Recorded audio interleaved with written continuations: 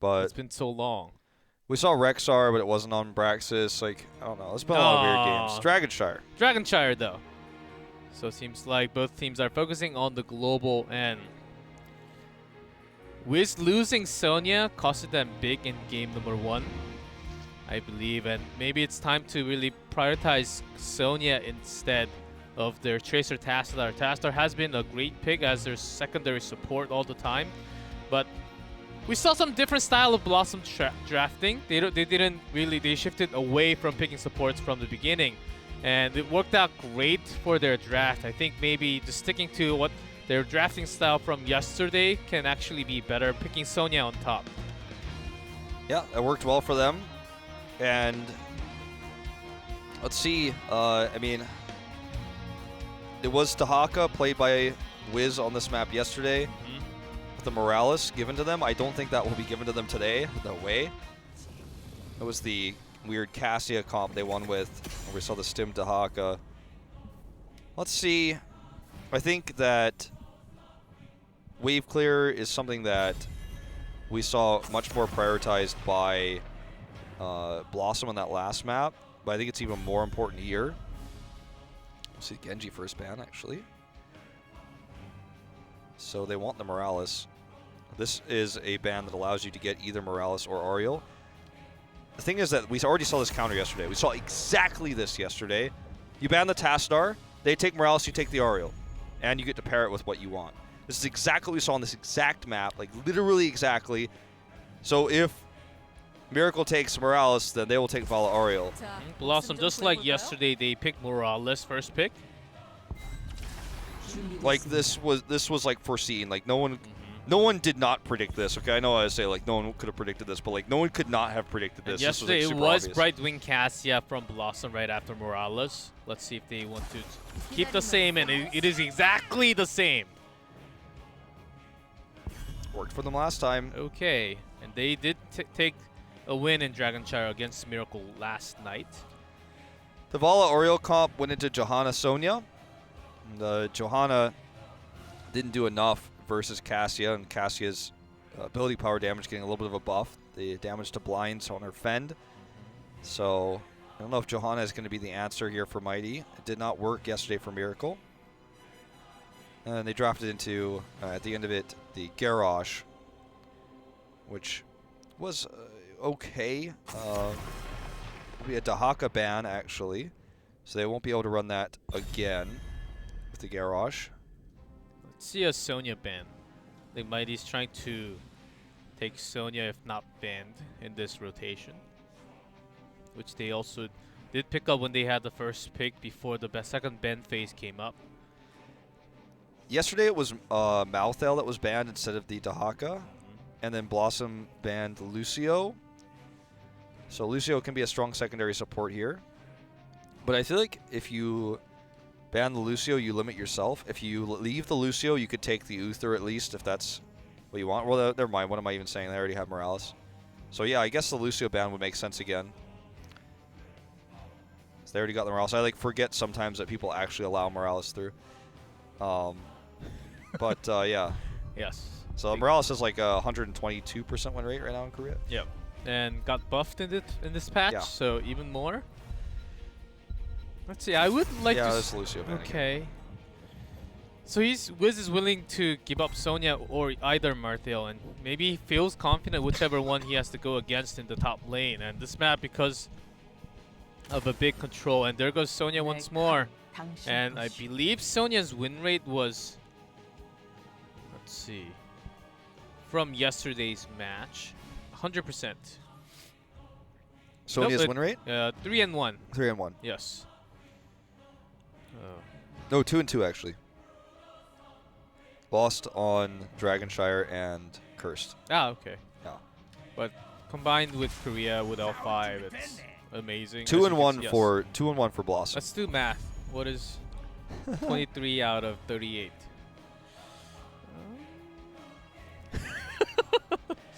I'm not going there. No. So Sonya Muradin locked in, so they have their main tank, which is strong at interrupting Cassia when she comes through. Taking the Muradin over the Garrosh, though, interesting, with Cassia's kind of dive style. And for BlossoM now, the question is again, what does Wiz play? Dahaka's removed. You're laning against Sonya.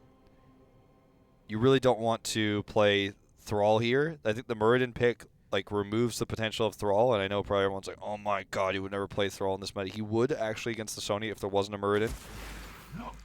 So Garrosh, Malthael. So Garrosh left available this time. They take it. I don't feel very confident about the Garrosh in this draft, though. Well, most of his tosses will go onto either Muradin or Sonya. Not like he's playing against a Genji or a Zeratul, like we saw yesterday. So they have a secondary damage this time, as the top lane war between Sonya and Marteo can go either way depending on their skills. And Rehgar picked up, and will be double support. Ariel Rehgar seems like pretty strong double support for Mighty for what they have in the front and the back line. I really like the soul lane for BlossoM. I like the 4-man for Mighty. They have the ability BlossoM does to control with global again, and Morales is just so strong right now. Will Cassia ever die? That's my biggest question. Will Rehgar's Ancestrals go off on Vala? They went off on Tracer on the side of BlossoM for Mora last time. Those are questions we don't have the answer to just yet, but we will go into game number 2 on Dragonshire, guys, and find out.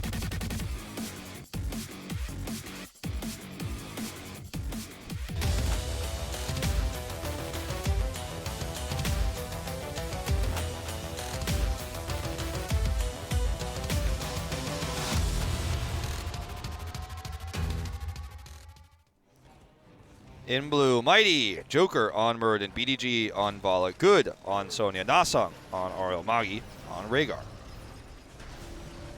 전투 시작까지 10초 남았다. In red, BlossoM, Wiz on Marteo, Gondar on Garrosh, Mora on Lieutenant Morales, Tutu on Cassia, No Chat on Brightwing. 잘 싸워라 영웅들이여. So rude, the announcer on this map. Does not use polite form. So, going to be a very passive early game for Mighty, knowing they're laning against, or running up against Garrosh. I'm going to see that trap. Look, again, this is so common right now in the Korean meta that no soul laners ever go through middle. Even because if you they do, have, you die. yeah, and also because they have Muradin in that bush, and Wiz knows that this is happening. Yeah. So, similarly to how Thrall works against Sonya, Muradin will almost permanently be roaming around top, because if the Muradin pick here is designed to punish a winning lane. So if Thrall is laning against Sonya, for example, in an old matchup like 2016, right? Then when the lane is pushed, Muradin comes up. If you're trying to soak because you push the lane, you're vulnerable to that gank. The same is true of Malthael. If Malthael is pushing the lane, that's when Muradin can come up and punish that play. So you might see Malthael play very passively, in fact, intentionally freeze the lane at mid so that Muradin can't do anything like that. So let's keep an eye on that as he rotates up again, as you can see, but Malthael is playing safe. He froze the lane mid. It's a really intelligent thing that doesn't happen really, I feel like, by very many teams, but really good top players know how to freeze the lane so that this doesn't happen. And they already called it out. Gondar comes up. So what would be a winning lane for BlossoM, because of the threat of the Muradin and because of the lane swapping we're seeing a little bit from Mighty, is actually winning for Sonya. So really cool what Mighty is doing here. As they will keep on rotating up and down, as the bottom lane would be impossible to get a kill, 2v2, even with a gank, unless they overextend to the other side almost. This will be just doing some wave clear, trying to contest what's happening at the bottom shrine. Yeah, this matchup is like crazy close, but oh my god, that was a great hungering arrow right there. That matchup in the bot is really close, but it was always going to be favored for Mighty if it was a regular 4-man rotation. And it's slightly favored for them when they rotate Muradin up top instead, which is why I really like that they do it. You should never be able to get a kill like that, but it already shows what I was saying. Oh man, No Chat's getting taken out here too. He's trying to trick them, but fails. Good. Trying to heal his way through this. Will get out. Yeah, this looks fantastic for Mighty already. Indeed. They got the bottom shrine. Of course, they will lose the top power, but Sonya can soak as long as she doesn't die. She doesn't have the hearth back home. She can soak in EXP and got 2 kills. That's a good way of starting their own rotation, and this is the perfect time when Sonya or Rehgar can just go and do the camp timings, and they will start to snowball their lead just like that. As Garrosh is looking for a chance to punish. Yeah, so they just basically did the same thing that Muradin was doing. They're just looking to punish the Sonya if he tries to come up there with a Muradin. So we're going to be another attempt to rotate down and grab Brightwing. Not going to happen. Moggy coming up a bit too late. So they get the cap during that kill on the Morales. Bot lane is pushing. This could be an opportunity actually for an unleash. Garrosh aggressively posturing towards Brightwing right now. Okay, they're going to commit up to taking the Sunshine. And both teams reacting so well to each other right now. They're just watching the minimap. They want to get a kill onto Ariel, and it seems like they will get the kill. Oh, well, they trade it though. Yet. Brightwing comes in. Just in time, it looks like. Still not going to be enough though. So it will be a kill onto Morales. They're not going to get anything else. No chat. Just barely surviving here. There's the toss. So will be a trade at the end of the day. Oh my god, still a better trade for Mighty though. So much better. All right, this is an unleash opportunity. Moggy's head mid. That's the power of Ariel, why she's banned all the time. That's insane how she survived that. And also Vala did extend a little bit. Good way of punishing when you have a Garrosh like that. They still got the Dragon Knight, and which could be a lot more power if they end up pushing top even. But this is a pretty late Dragon Knight. First Dragon Knight, almost 4 minutes 4:40 into the game. So would do more than a gate. He can rotate up or down to push a little bit more. Okay, so let's see how BlossoM responds, because this is basically 10. Like, you might look at this game and say, like, this is game over. I mean, realistically, BlossoM is in so much trouble right now. They have ways to carry team fights with Malthael post 10 once he gets his Tormented Souls. Ariel protects him, right? Brightwing protects him. But the control we've seen out of Vala here is just far superior to what Cassie is able to accomplish. It's kind of like this battle of DPS is won by, you know, Mighty here at this moment, because we just saw BDG destroy the bot lane with those 2 picks on the Morales. Even though he died, they were able to trade it for better. So they have a whole level lead. All the walls are down. And is there any coming back here for BlossoM? Not until 10. And I feel like if they can, their goal now is to try to minimize losses, play passively before the Dragon Knight shrines come up, just sit and soak. I think they're considering taking the camp here. I'd almost rather them not. Just wait till the camp of Mighty finishes, clear that first, but they are going to take it. Means that they're not vulnerable on the map. They're in a very safe position while they soak for 10, but man, this is not looking good. Unless you're player good, in which case it's looking quite good. Yep. It's also awesome. Yeah, Sonya is just pushing in with the camp after the gates are down. BlossoM hit 10. There's a Stim Drone available. This time, no Dehaka available for BlossoM, so of course Dehaka cannot hyper carry. But Cassia holding in that 10. Maybe we'll see a Valkyrie. Could be good to bait out Aegis early, but it is no, Lightning Ball. Lightning Ball instead.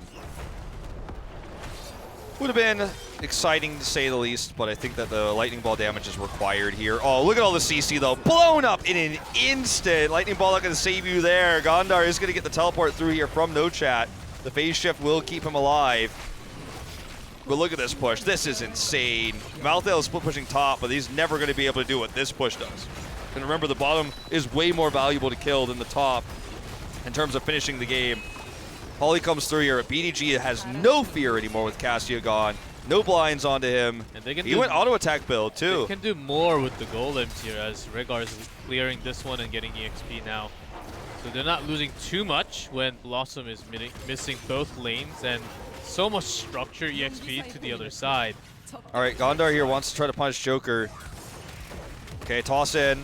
Paulie to stop his dwarf toss. Oh, the grenade was supposed to interrupt. Failed to get the interrupt though. Still looks like they might get him. Nasan comes over to tame it. And that's going to be another unleash. That grenade, if the grenade was 1 second later, it would have interrupted. It was almost like the grenade was too perfect. But he survives. They get the Dragon Knight. The lane pressure was too much. Nobody could control that. The top camp that I was talking about, they took it too early. They tried to push with it. It was cleared by Nasong. And then they had control of all lanes, all vision. They have 13 now. And does BlossoM come back in this game? It starts to feel less and less likely as time passes here. Dragon Shire late game, one single Dragon Knight, one single team fight can turn the entire game. That's possible, but at this moment and how BlossoM is rotating, what they're focusing on when they have to make a macro choice, they instead try to punish in, and Joker seems to be the target once more, but he's Moradin. He has Avatar still. So much damage coming in, though. Grenade interrupts him, and Sastral connects here with Aegis, so 2 heroics gained at least. Where did Marteo die? I don't understand. I think he died top trying to defend this, but because Wrath is used from good, I think he actually probably hit him with a spear. Maybe Marteo was trying to rotate in to the middle, and oh my, just BlossoM losing the macro right now and the EXP, and they're losing members. It seems like they're not really They're not really together at the moment. They're just trying to do what they want to do as an individual, not as a team. Well, I mean, this is pretty disastrous. Let's see if they can get behind this gate even. Mora is tossed for safety. Oh, look at this. The focusing here is so good. Emerald Wind's not going to save, no chat. See you later. They didn't even continue to chase. They, like, killed him on their way out, okay? That's like, you're like, oh, yeah, like, tick damage is pretty good. Like, who wants to take the kill? Like, I do. Man. That, you know, like, everyone has that feeling where you just walk away, you know, a tick damage and kill them. The person feels, they're like, oh, I'm just going to tap, I'll be fine. No, you're not going to be fine. Oh, this is another spear here for good. He is going pretty deep. They are going to ping for him, but Moradin's coming, so it should be all right. I think this is a bait, in fact, from good. Look at this. Taunt comes through. Tormented Souls, he's holding it. I don't think they should take this fight. BlossoM should not try to take this fight. Grenade is good. Okay, maybe this is it. Tormented Souls. Nice throw to enter the fray, but Auriel will push him away. Stim drone onto Dudu. Aegis is out. BDG is down. That was a great grenade there. That grenade allowed this to happen. Such a risky play, but when the grenades are this good, make it happen. Nice what can they do chase. here? Dragon Knight up in 3. They need to take this. Someone needs to squat that top one. This needs to be an unleash. The bottom one. Right wing can get the top one. Bottom one would take a long time, though. That's the thing. Vala still 13 seconds left to come back in this game. Can they unleash? I don't think they have enough. The timing was a little bit weird, and will be pushing the top. They're trying. No one's here. Just in time. Very close call. That was their opportunity, I feel like, to make something happen. They could have invaded, perhaps, the camp, but they didn't realize it was being taken. So they gained nothing from that pick, except just a temporary control of the map. Right Wing is teleporting in here. Very early cleanse here onto good. He's caught by the grenade, taking the long way out, it looks like. Wiz committing in here. Should be able to survive, though. Joker coming in for the counter. BDG doing a lot of free damage, but the extra Mouth Elf tick damage is too much. And he's going to go down. Muradin is dead. And finally, we're starting to see Wiz really make a huge impact in these fights. They were struggling in these fights where it was like pickoffs or like a 2v1 or these fights in lane, but in the big team fights, the damage that Wiz is putting off is winning them for them.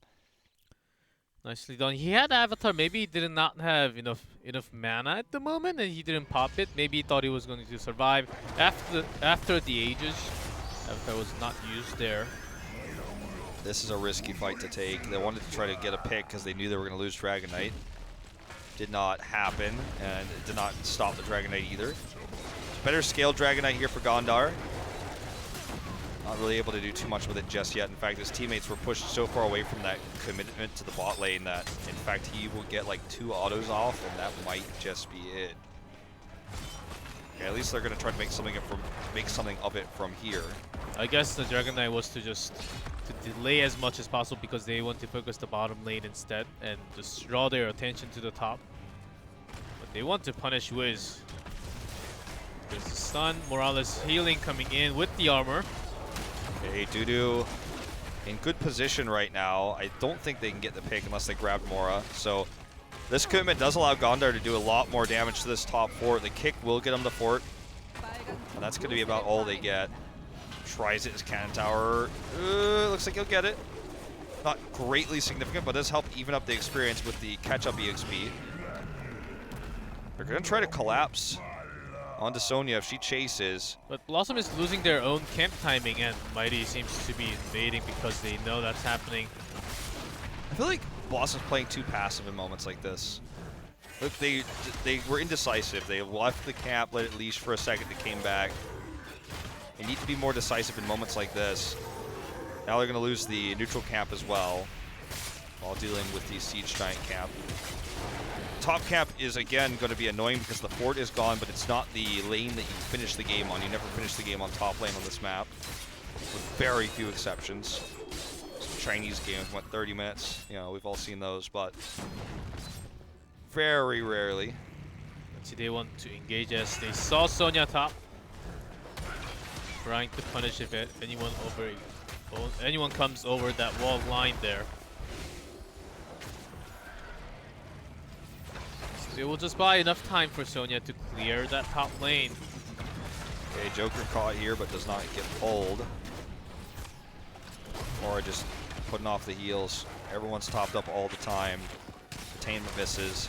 He's trying to slowly siege here while Brightwing soaks mid so that they can get 20. Sonya's doing the same top though, so this doesn't give BlossoM an edge, unfortunately, unless they get picks, and they've just been unsuccessful trying to do so. In fact, we see Rhaegar clear the camp already. Just immediately, Magi's going to clear that up. He's going to go over here with Sonya. They're going to just control camps once more. If BlossoM invades here, I'll be very happy with it. I think this is something they can do. They're going to cut them off in the mid lane here. The Vala more than they are already on top of this rotation, and when BlossoM needs to commit at least 2 or more, or 3 even, Mighty can just have Rhaegar and Sonya doing their own camp alone at the same time. I think that's the biggest problem for BlossoM, the camp control. When Wiz has to be in the other lane, they can't really have anyone else other than Martheo to camp alone. So they have to, so it's harder for them to catch up in the rotation. They do have global, but even with that, they're not using perfectly around the rotation to make that work on Dark. Okay, but Morales is a thing, so he's fine.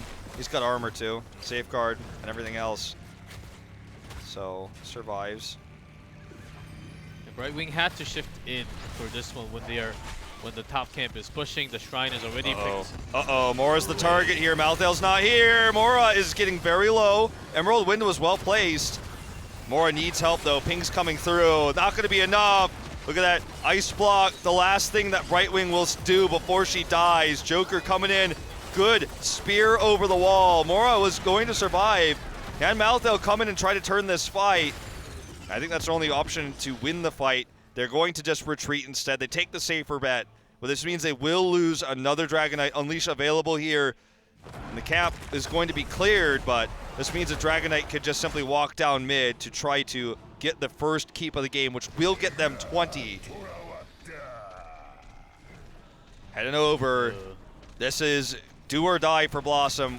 Without 20, they somehow need to have a miraculous hold. Mighty just hit 20. Vala will be extra safe with extra range from 20. More than having that rewind will be so impactful, as he will just heal himself with the W. Now this Dragon Knight is going with the keep. They still did not get the keep. If they can defend this keep though, Mondar is getting focused, gets stunned. Well, they got the Dragon Knight, but the keep was not saved. Mighty should just leave here. No reason to risk a fight. Aegis up in 2. This is a good punish play by Mighty. They saw that Wiz was bot. They knew they could force a fight. They got Morales, who wasn't protected. When you don't have Malthael against you, you could dive a lot easier. They don't have Material in their comp, so when they dive in all 5, then Malthael does a ton of damage in those moments. So they identified Malthael's not there. Wiz was in the bot lane. Grabbed that Dragon Knight after getting that Morales pick. Or near the Morales pick, he got the Brightwing pick instead. Okay, Detainment Strike used here. Gondar should be fine. They're just trying to siege and wait for that next Dragon Knight. They've got 20. If BlossoM commits to a fight before 20, they could do a lot, but it's a very small window of time, and they're just going to retreat. YG is playing so safe right now. Just like they did on towers, they're ahead, but why risk a big move when you could just take smaller moves around the map? Yeah, that's right, and it seems like BlossoM is really not punishing for anything that Mighty has been doing. And whenever they draw out the phase shift, they just leave. Which means that they really call the global, and BlossoM cannot catch up in EXP because they already used their global ability, but Mighty doesn't. That's a great way of catching up in macro because they were leading from the beginning. Okay, now I think this is a great chance for BlossoM though. The camps are coming, but if they clear that and try to start their own macro as the shrine will be coming up. 25, this is what Mighty was waiting for, you know? As you say, macro, take the camps, control vision. Is that mercenary camp? Look at this mercenary camp. You might think, a lot of people misunderstand mercenary camps and think, oh, okay, that camp, it's never going to kill the keep. It doesn't even matter. It matters because it means that everything that BlossoM is doing right now is shown to Mighty. They have more vision. It gives the lane more bolstered, you know, control, more pressure so that the vision is there. Push it onto the red side of the map, which means when you're trying to rotate to a shrine, everything is shown to Mighty.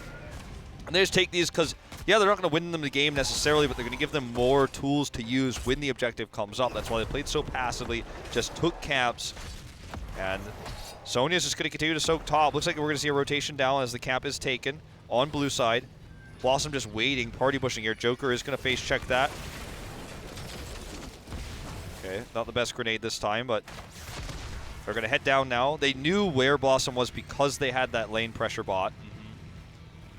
Now their camp is pushing the top lane, and Joker positioning himself in the front line all the time, not really dying too many times. And BlossoM is looking for picks. Muradin is, of course, not the best one, but has to be focused all the time. Okay, he should have rewind again now. Sonya's coming out from the side. Wiz taking so much damage, that's a problem. Okay, already Morales is dead. Tormented Souls isn't even used here. There's going to be an Ancestral onto good. He's just healing himself up so much. Wiz just unwilling to use Tormented Souls. Uses it here, but it's going to be a little bit too late. Doing a lot of damage in this position, but just no follow-up, no chat. Looks like he will barely survive until that spear comes out. Nope, it's actually going to be the slam that kills him. And that is going to be game number 2, going over to the side of Mighty in dominant fashion. It was better plays from Ballet in lane that got them the lead, that got them 10, which allowed them to control the game with Dragon Knights. They played safe, controlling the mercenary camps all throughout that mid to late game, never taking risks when it wasn't necessary. And those picks on the Morales, those picks on the Brightwing in the late game were the ones that allowed those Dragon Knights to happen, what allowed them to win this game. Mighty just taking the control over this entire map, this entire game. There was not even a moment, I would say, that they were losing in macro, even when they lost Vala. They made all the right choices to actually soak in the XP, not to fall behind too much. And Sonya pick seems to be working fine. They know which lane to pressure in to get the maximum benefit for the team and how to start the macro with the camp timing. Because they had Rehgar and Sonya that was picked from the draft. I think it's about time to maybe just see a Sonya banned instead of Lucio. Mighty doesn't really play Lucio too much compared to the other teams. I think the only CC we really had on the side of BlossoM was realistically sure they had Garrosh's Tosh, but everyone is so ranged that he's never really going to be able to toss targets he wants. They had the grenade, which interrupted a few of the jumps, a few of those dwarf tosses. But on the side of Mighty, they had Detainment Strike, Spear. They had Muradin's Dwarf Toss stun post 16, plus heavy impact. They had the Storm Bolt. They had Rewind for double Storm Bolt for double hits. Rehgar does a lot of burst damage. He's got the slows, and Vala has Rain of Vengeance. So when you focus Morales, I know it's the meme, right? But when you focus Morales, when you have this many CCs, it's much easier to make it happen. And Morales does finally take a little dip to her win rate here in Korea. But the draft allowed for so much CC, and when the dives came in, they were always well coordinated. I think they need to understand a little bit more about those choke points, those party bush, when it's a small place to go through, and when the CC's like Rain of Vengeance, it can actually hit all of the members at the same time if you're in that small point. Mighty really drew them to be there, not in the lane. If they fought in the lane, it's a lot harder to land on all those CC. It's so much easier, and BlossoM fell right into it many times. Their positioning, the decision to fight in the bush, in the small choke point, costed them big time. Morales was focused many times, even blown up at the last team fight. They had no way of healing all that with Brightwing alone without even blink kill. There were so many picks on Brightwing too when she was trying to solo lane because the rotations were faster. They had Merc camps, so they had better vision. So when Brightwing was trying to clear those camps or trying to solo lane, she didn't know when the rotations were coming in, so we saw all those CCs get kills. Remember the kill we saw in Brightwing bottom lane, the one we saw in the top lane. It was just really coordinated by Mighty to punish plays that were greedy on the side of BlossoM because they had the CCs in order to do so. So guys, we are going to take a very short break. I'm told we have a special video for you guys as well during this break, so check it out, and we will see you guys in about 5 to 10 minutes time for game number 3. See you then.